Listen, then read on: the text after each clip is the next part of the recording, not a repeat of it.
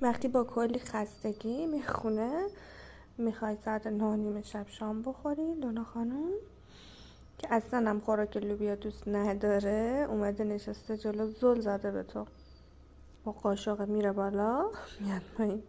هرش نگاه میکنی مامان؟ بفرما شما بزن. قربونت بشم، تو که دوست نداری بعد چی داری نگاه میکنی مامان؟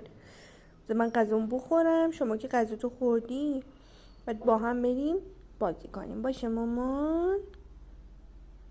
دوری سرت بگردم مامان. مامان این غذایی که تو دوست نداری برای شما خوشمزه نیست. قربون اون چشات بشم متفکرانه داری نگاه میکنی قلب مامان. میخوای امتحان کنی مامان؟ آره میزنی مامان؟ دوری سرت بگردم قربون اون نگاه های متفکرانت بشم مامان. الان میگه این چیه داره میخوره؟ غذای فقیرانه؟ من همیشه گوشت میخورم، چیزای خوشمزه میخورم.